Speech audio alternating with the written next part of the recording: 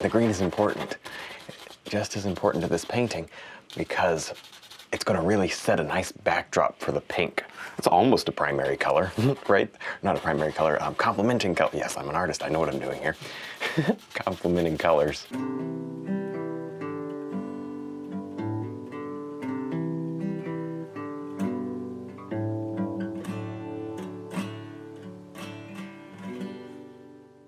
Hi, I'm Kevin Hill, and today we're going to do a beautiful pink tree, but against a waterfall, which I don't think we've done a whole lot of. It should be different and a lot of fun. And if you're looking forward to seeing this and you'd like to see more, be sure to leave a like and subscribe for more painting videos. All right, let's get started. We'll start off today here with just a little bit of light gray. You can see I've already mapped out with a very simple sketch. It's just our waterfall here, and a little tree somewhere in that area. Not a big deal. Pretty simple subject, actually. Hey, if you're not too good at painting clouds and you kind of want to break from doing skies, this is the painting for you. No sky required. Of course, if you don't like rocks, well, not the painting for you.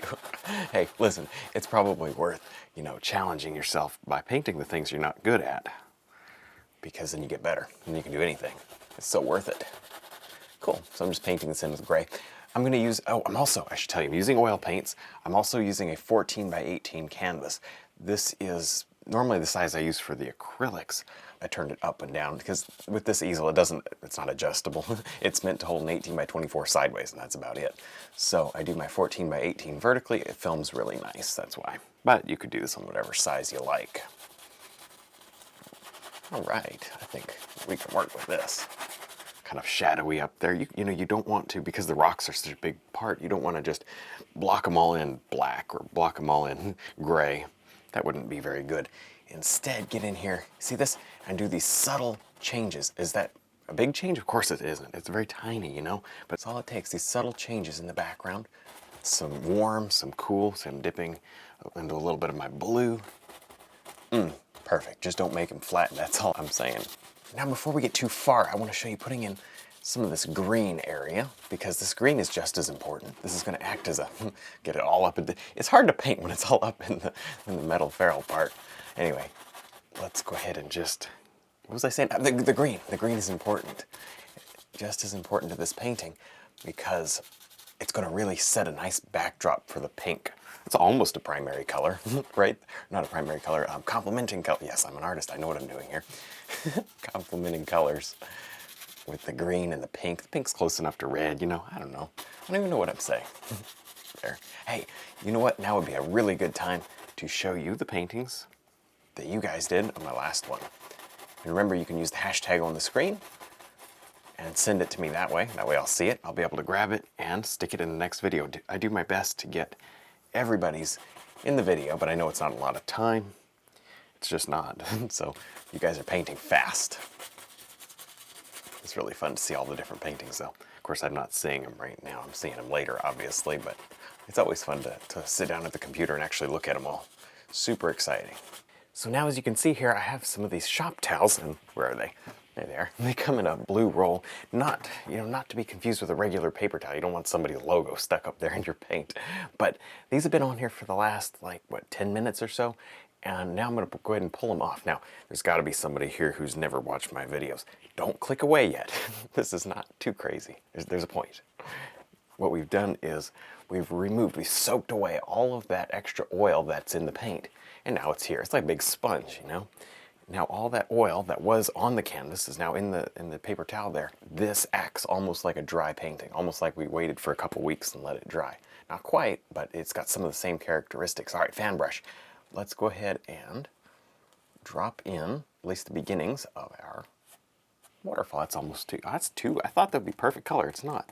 There it is right there. I mixed it up because I didn't have anything to do while I was waiting. But yeah, a little darker. I guess that's what I get for pre-mixing and thinking it's going to work.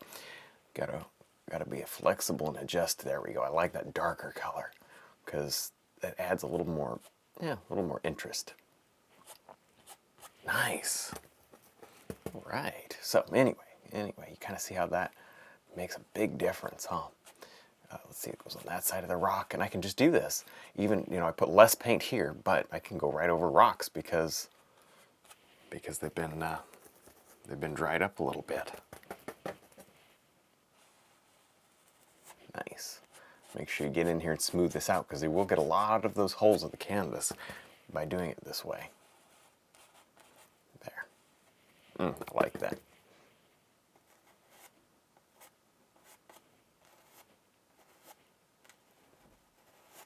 Cool, just working our way down, creating plane after plane of detail here. Yeah, I'd say something like that, maybe a flat spot there, I don't know, then down again. You don't want it to be too repetitive, so keep that in mind. Oh, well, I got the blue in the brush, might as well get rid of that brush here. We might as well go ahead and just drop in a reflection of the water, right? That looks good enough. Definitely good enough. Here's a 2-inch brush. I haven't even used a 2-inch brush yet today. That's so funny. And we might as well go ahead and get some reflection of the rocks just by using whatever color's laying around. Good. Now, this is definitely not in any way complete. We've got so much work to do on that waterfall. But certainly, I feel like it's a good start. I feel good about that start. That's not a good sign, though. When you're kind of overconfident that you think you did it right, oh dear, something bad's about to happen. Well, hope not. There, that looks good. No, it's okay. It's okay to be excited, and it's okay to like your paintings. I say that a lot, but I think it's worth saying. And it's okay to like your paintings if they're not perfect, and it's still okay to be excited about them.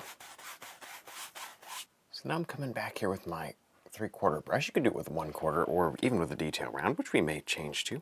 Who knows? And I'm going to place in a little highlight and detail on the waterfall. To me, we might as well finish the waterfall first, so that what we can do is we can go back in and push it back in the paint. I want my waterfall to be sunk back in with trees and rocks over it, And I think this will make it look really, really cool if we do that. All right. You see I'm being very, very subtle and delicate here. Going slowly, just adding enough to sort of get the job done. I don't want to overdo, especially not with these light ones. Kind of touch it and work it down like that. Maybe it hits on a rock, and you just have to kind of imagine some of this stuff. As always, I have an idea where I want to go, but I'm not going to be following it perfectly.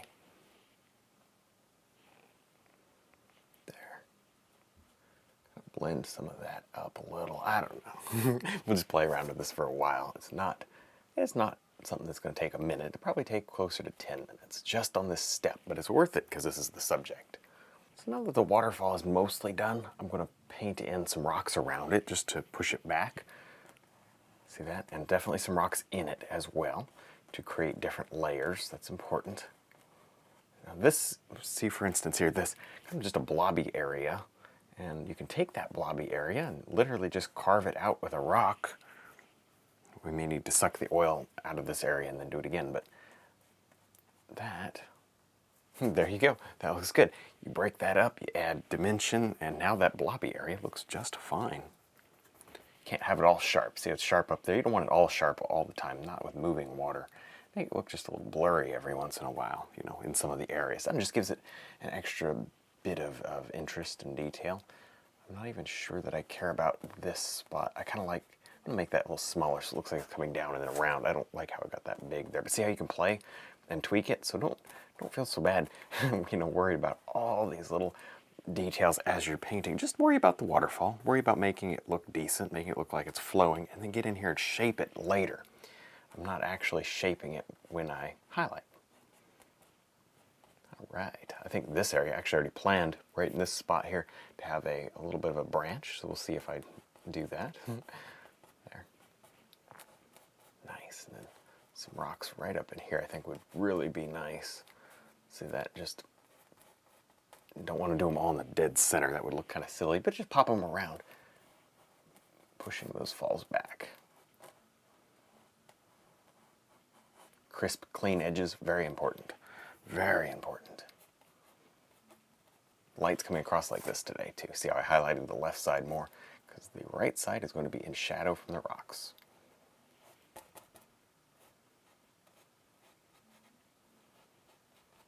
A little bit less up there. I just don't want to go crazy.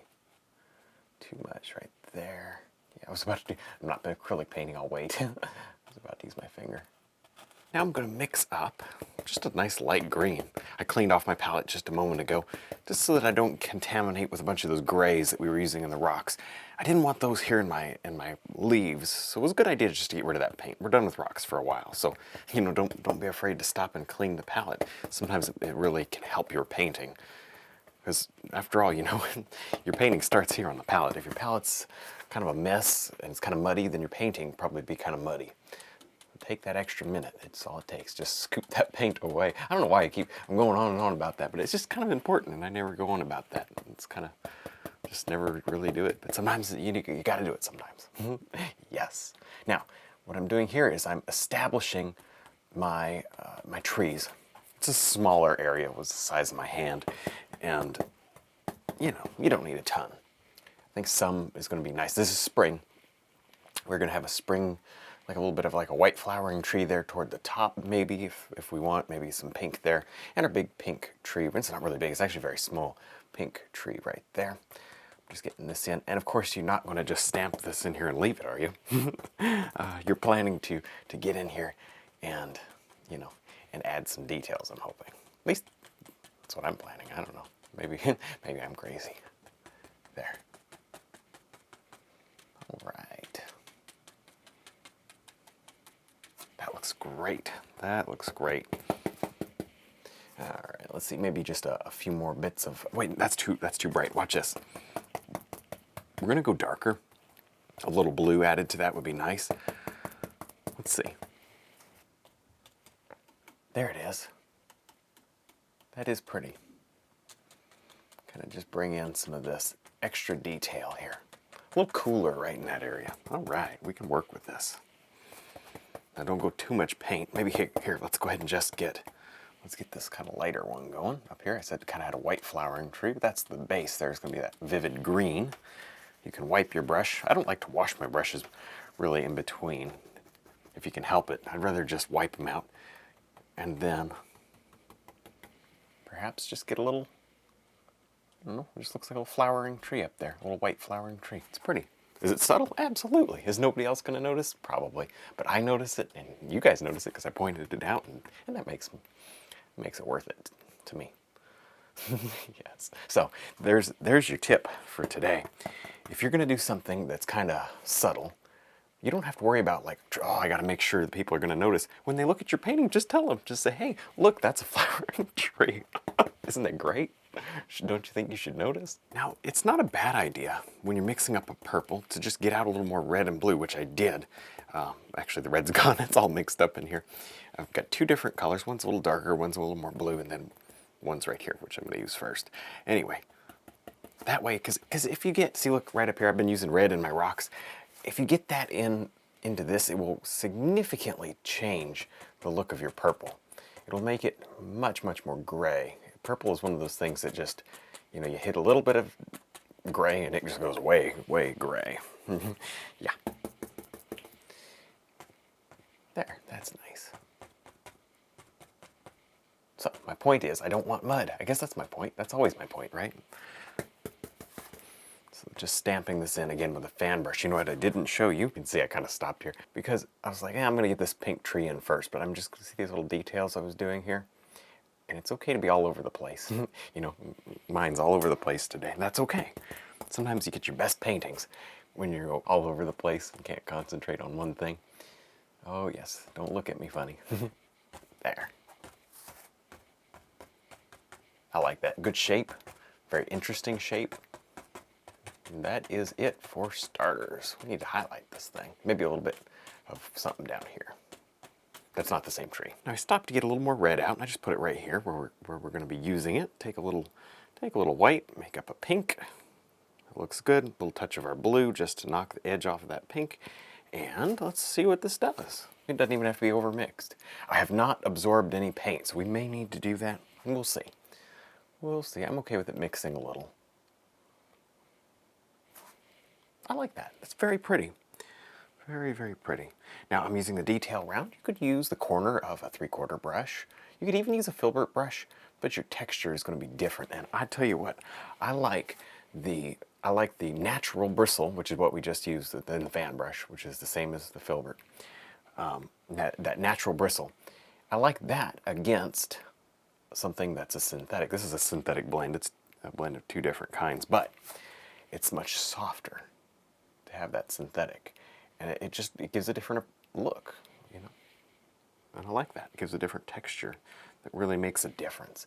So, you want as much contrast between your light and darks, that's regular contrast. You want as much contrast as you can get in your colors, so, you know, pinks against greens against blues, and a whole bunch of variations. You don't want it just flat. And then you want a lot of contrast in your brush strokes. You want rough and choppy stamped brush strokes against soft, delicate, more detailed brush strokes. And that's what makes your paintings dynamic and interesting. Without that, they fall flat. People that don't paint, they don't see that sort of stuff. But they do see it. They just don't notice it, you know? But it's the unexplainable reason why your painting is better than the person next to you. Because you're using all of these different strokes and colors and contrast to make it very interesting. You just can't stop looking at it. And that's the way I want you guys to paint. You know, to have as much success as possible. Wow, that was really long-winded. Now I've got my 1/4-inch flat brush, and I'm going to just simply place in a tree trunk to this. I ended up coming down a little further with it, but I just love the shape, so I left it. You know how it is when you get carried away. You paint a little more than you wish you had, but then it turns out to be just better. So that's cool. I love it. It still gives me the effect of, you know, I want you to see the whole tree. It's just to be different. All right, that's probably about all that takes. Doesn't need a whole lot. You can use this time to add a little branch. This is some other tree, but just a little branch up through here, maybe a couple of branches in the background, because there are trees back here as well. Pretty subtle. And subtle is good today, I think. So I've got my blender brush, which is clean, ready to go. I've also got a paper towel, shop towel, doesn't matter in this case. I'm gonna grab, here's my palette, it's just sitting down here. I've got a little bit of a blue color, kind of a light blue mixed up. And it's going down there so I don't have to hold it. All right, got it loaded on one corner. I'm adding mist down here. If you're worried about this, go ahead and just, you know, use your towel to wipe away some of this, but I'm gonna go right in here and see what happens. What's the worst that happens? We muddy the whole thing and have to start over? There. So you got a clean side, you can flip it around, give yourself a little swirl. Not bad. Now, the point of having that in your hand is so you don't forget to wipe it off. Because if you let this brush get muddy, bad things will happen. Oh, bad things will really happen. Hey, tell you what, I think that works. You're probably wondering why we didn't do it before. You know, before we get the rest of the trees in and stuff. Well, because I like doing things out of order.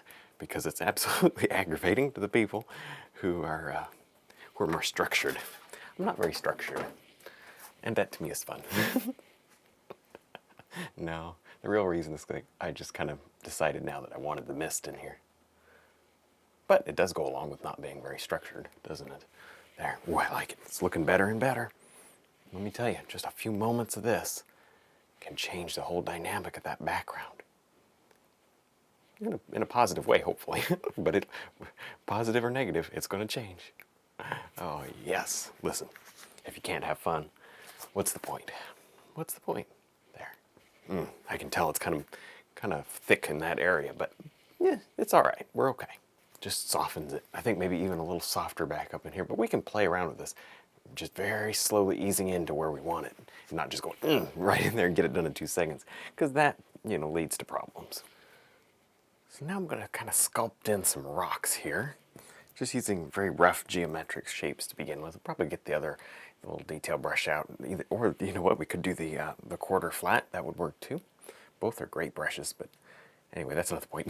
The point is, just work in some basic chunkies with this brush, and then you can kind of take your large chunks and then turn them into smaller geometric patterns. But the point is, I don't want you to get in and smooth it all out. I like this harshness. I think it really works, and it gives it a little more interest. And that's what we're going for. You gotta be careful when you're explaining anything to somebody when you're painting and you're using your hands, you go whoop right across the canvas. I've never had that happen really bad. I've had it happen little bits, never really bad. I shouldn't even talk about it. I'm gonna just do it now. There. That's pretty. Light's coming across like this today. And I think that, I think it'll cast some really nice shadows kind of along in through here, especially along in there. Yeah, this is going to be great. Good shape to that boulder. Make sure it's very interesting. A little bit up here in these more darker areas. We want to have a little life, a little interest, something to see, you know. I like that. I like that a lot. Definitely a fun one. A little different. Maybe that's why I'm enjoying it so much. Now I've got a very dark pink color. It's very dark because I'm afraid, well, as you can see, I did a quick test here, and if it's too light, it just becomes muddy. So that dark will actually help it cut through.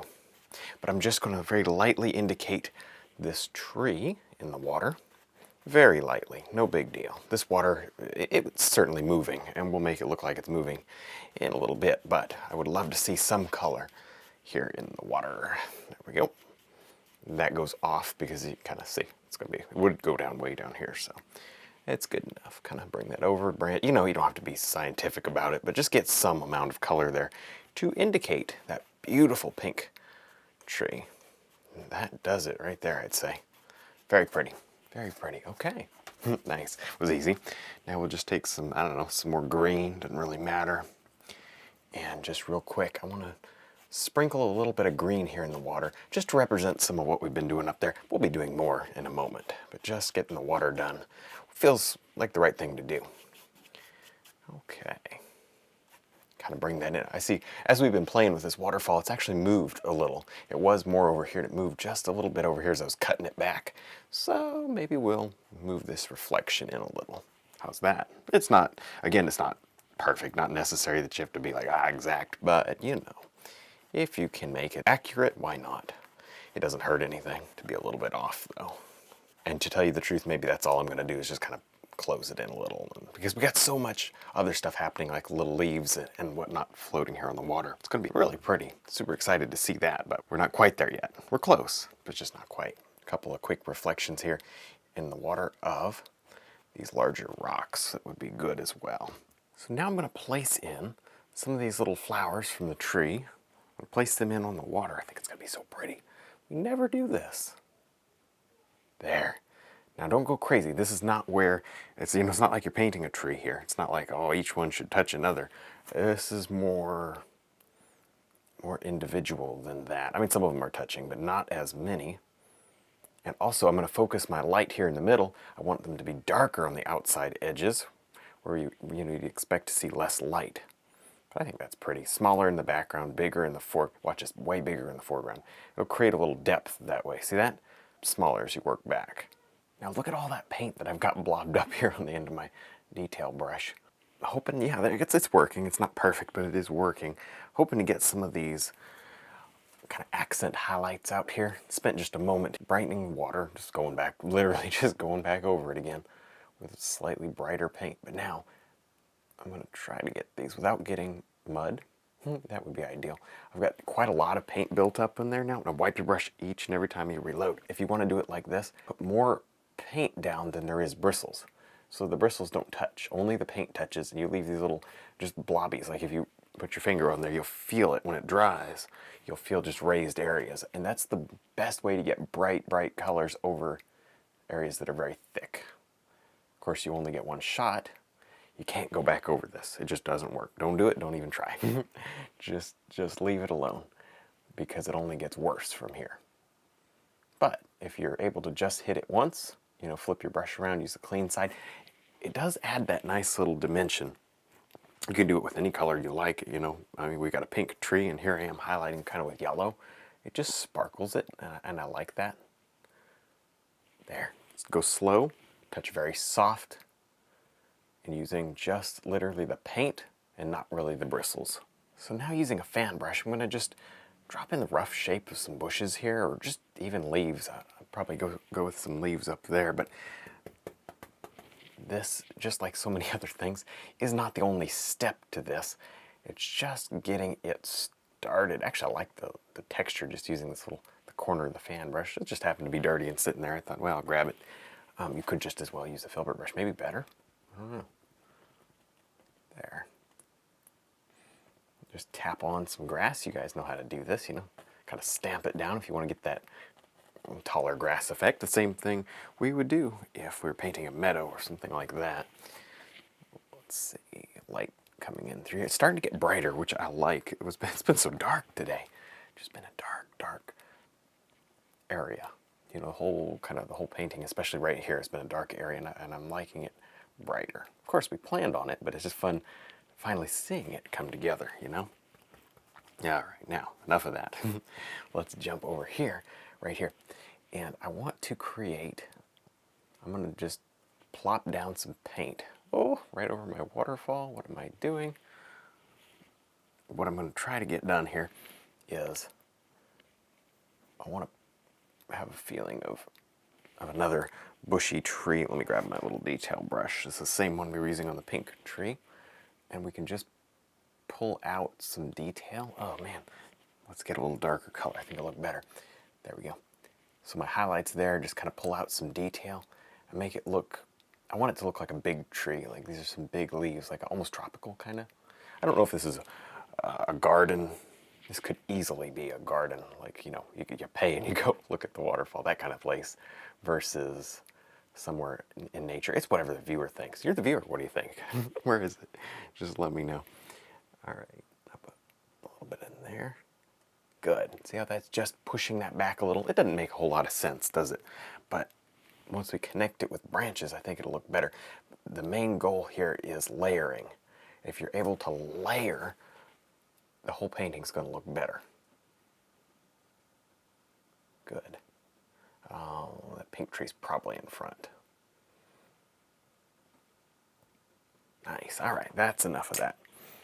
Get back to my little fan brush here and continue maybe shaping some of these rocks just with the moss or grass like that. Now with our liner brush, I'm going to add in the final details. I'm going to do quite a lot of final details, I think. I don't know. You can kind of go as far as you want to with it, or you don't have to go too far. I think this will benefit from some.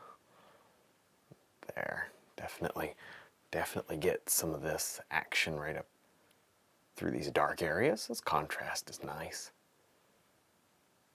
Yeah. Thin and tiny. Remember, this is a slightly smaller canvas, so you go pressing down real hard and you get a very big limb. Down here some grass maybe, just some little bits and pieces to help finish it up, round it off, make it look complete. What a huge difference. Transformation in just a few moments with the liner brush. All right, well, I think we're done. I had a lot of fun. I hope you did too. Don't forget to check out our website, DVDs, and brush line. Thanks for watching.